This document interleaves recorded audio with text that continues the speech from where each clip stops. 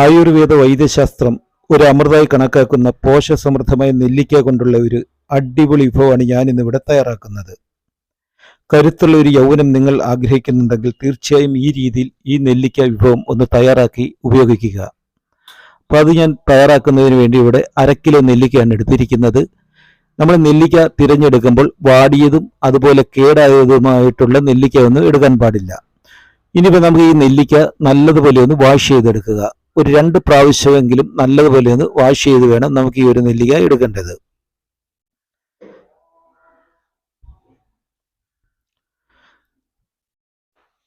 ഇപ്പം നമ്മൾ നെല്ലിക്കയെല്ലാം നല്ലതുപോലെ ഒന്ന് വാഷ് ചെയ്ത് എടുത്തുകൊണ്ട് വരാം.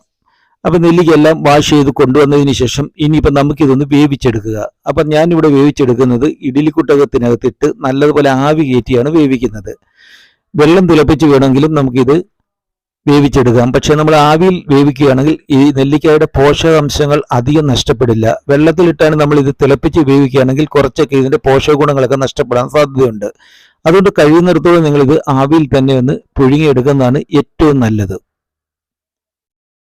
ഇനിയിപ്പോൾ നമുക്ക് മൊത്തം ഞാൻ അതിനകത്ത് ഇട്ട് കൊടുത്തിട്ടുണ്ട്. ഇനിയിപ്പോൾ നമുക്ക് ഇഡ്ഡലിക്കുട്ട ഒന്ന് അടച്ചു വെക്കുക.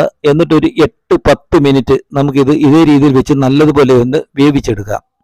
ഏകദേശം ഒരു 10 മിനിറ്റ് കഴിഞ്ഞിട്ടുണ്ട്. നമുക്കതിന്റെ മൂടി ഒന്ന് തുറന്ന് നോക്കാം. കറക്റ്റായിട്ട് നമ്മുടെ ഒരു നെല്ലിക്ക വെന്ത് വന്നിട്ടുണ്ട്. കണ്ടില്ലേ? ഒരു കാരണവശാലും നെല്ലിക്ക അധികം വെന്ത് പോകാൻ പാടില്ല, എന്നാൽ വേവ് കുറയാനും പാടില്ല. ആ ഒരു കറക്റ്റ് രീതിയിൽ തന്നെ ഇത് വേവിച്ചെടുക്കുക. ഇനിയിപ്പോൾ നമുക്ക് സ്റ്റൗവിൽ നിന്നൊന്ന് മാറ്റി ഒന്ന് തണുത്തതിന് ശേഷം നമുക്ക് ഇതുപോലെ ഒന്ന് ഇറുത്തെടുക്കുക. കണ്ടില്ലേ? ഓരോരോ പാളിയായിട്ട് വരുന്നുണ്ട്. ആ ഒരു വേവും കറക്റ്റാണ്. കൂടുതൽ വെന്ത് കഴിഞ്ഞാൽ ഇത് പൊടിഞ്ഞു പോകാൻ സാധ്യതയുണ്ട്. അതുപോലെ തന്നെ നിങ്ങൾ ഈ ചാനൽ ആദ്യമായി കാണുകയാണെങ്കിൽ തീർച്ചയായും ഒന്ന് സബ്സ്ക്രൈബ് ചെയ്യുക. ഒപ്പം തൊട്ടടുത്തുള്ള ബെൽ ബട്ടണിൽ ഒന്ന് അമർത്തിയതിനു ശേഷം ഓൾ എന്ന ബട്ടണിൽ ഒന്ന് അമർത്തി കഴിഞ്ഞാൽ തുടർന്നുള്ള എൻ്റെ എല്ലാ വീഡിയോസിൻ്റെയും നോട്ടിഫിക്കേഷൻ നിങ്ങൾക്ക് അപ്പോഴപ്പോൾ കിട്ടുന്നതായിരിക്കും. അപ്പോൾ നമ്മൾ അതെല്ലാം ഇറുത്ത് എടുത്തിട്ടുണ്ട്. ഇനിയിപ്പോൾ നമുക്ക് ഇതിനകത്തേക്ക് പഞ്ചസാരയാണ് ചേർത്ത് കൊടുക്കുന്നത്. അപ്പോൾ ഞാനിവിടെ എടുത്തിരിക്കുന്നത് 1 കപ്പ് പഞ്ചസാരയാണ് ചേർത്ത് കൊടുക്കുന്നത്. അപ്പോൾ ഈ 1 കപ്പ് പഞ്ചസാര ഇതേപോലെ നമുക്ക് ഇതിന്റെ മേളിലൊന്ന് ഇതേപോലെ ഒന്ന് വിതറി ഇട്ട് കൊടുക്കുക. അതിനുശേഷം ഒരു അരമുറി നാരങ്ങാ നീരും കൂടെ നമുക്ക് ഇതിനകത്തേക്ക് ഒന്ന് പിഴിഞ്ഞ് ചേർക്കാം. നാരങ്ങ നീര് ഒരു കാരണവശാലും കൂടുതൽ നമുക്ക് ചേർക്കേണ്ട കാര്യമില്ല. പൊതുവെ നമ്മുടെ ആ ഒരു നെല്ലിക്കായ്ക്ക് നല്ല പുളിയുണ്ട്. പിന്നെ അതിൻ്റെ കൂടെ അല്പം ടേസ്റ്റ് ഒന്ന് കൂടാൻ വേണ്ടിയാണ് ഇതുപോലെ നാരങ്ങ ഒരു അരമുറി കൂടെ നമ്മൾ പിഴിഞ്ഞ് ചേർക്കുന്നത്. ഇനിയിപ്പോൾ നമുക്കിതൊരു 24 മണിക്കൂർ ഒന്ന് അടച്ച് ഒന്ന് മാറ്റി വെക്കുക. ഇപ്പം 24 മണിക്കൂറിന് ശേഷം ഞാൻ നെല്ലിക്ക കൊണ്ടുവന്നിട്ടുണ്ട്. നമ്മുടെ ഒരു പഞ്ചസാരയെല്ലാം അലിഞ്ഞ് ചേർന്നിട്ടുണ്ട്. കണ്ടില്ലേ? അലിഞ്ഞ് ആ ഒരു വെള്ളം പോലെ ആയിട്ടുണ്ട്. ഇനിയിപ്പോൾ നമുക്ക് ആ പഞ്ചസാര അലിഞ്ഞ് വന്ന ആ ഒരു വെള്ളം അത് നമുക്ക് ഊറ്റി ഒരു പാത്രത്തിലേക്ക് ഒന്ന് മാറ്റി കൊടുക്കുക. ഈ ഒരു പഞ്ചസാര വെള്ളം വളരെ ഗുണപരമായിട്ടുള്ള ഒരു പഞ്ചസാര വെള്ളം തന്നെയാണ്. ഇതും ഒരു 2 സ്പൂൺ വീതം ഏത് സമയത്ത് വേണമെങ്കിലും നമുക്കിത് കുടിക്കുന്നതിനും വളരെ വിറ്റാമിൻ അടങ്ങിയിട്ടുള്ള ഒരു പാനീയം തന്നെയാണ് ഇതും. അതിനുശേഷം നമുക്ക് ഇനി ആ ഒരു നെല്ലിക്കയെല്ലാം ഇതുപോലെ ഒരു പ്ലേറ്റിനകത്ത് വെച്ച് നിരത്തി കൊടുക്കുക. അതിനുശേഷം നമുക്കിത് നല്ലതുപോലെ ഒന്ന് ഉണക്കിയെടുക്കുക. നല്ല വെയിലുണ്ടെങ്കിൽ ഒരു ദിവസം കൊണ്ട് തന്നെ ഇത് നല്ലതുപോലെ ഒന്ന് ഉണങ്ങി കിട്ടും.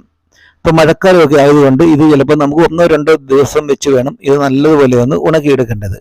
അപ്പോൾ നമുക്കിതൊന്ന് ഉണക്കിയെടുത്തുകൊണ്ട് വരാം. ഏകദേശം 24 മണിക്കൂറിന് ശേഷം നമുക്കിത് എടുത്ത് ഞാൻ കൊണ്ടുവന്നിട്ടുണ്ട്. കണ്ടില്ലേ? നല്ലതുപോലെ ഉണങ്ങി വന്നിട്ടുണ്ട്.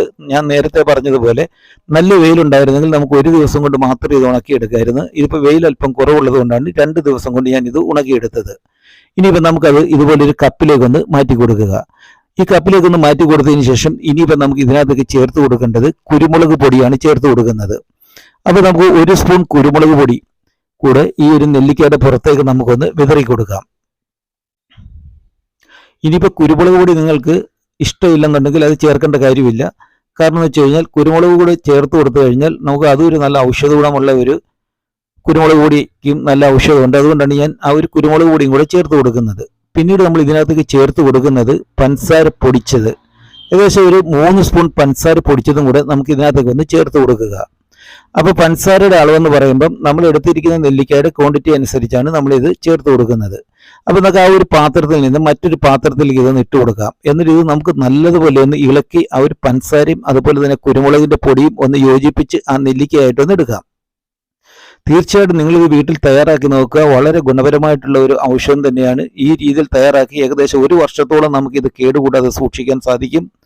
അതുപോലെ തന്നെ നിങ്ങളിത് 1 വർഷം വരെ കേടുകൂടാതെ സൂക്ഷിക്കുന്ന രീതിയിൽ തയ്യാറാക്കുകയാണെങ്കിൽ കുരുമുളക് പൊടി ചേർക്കേണ്ട കാര്യമില്ല, പഞ്ചസാര മാത്രം പൊടിച്ചത് ചേർത്ത് കൊടുത്താൽ മതി.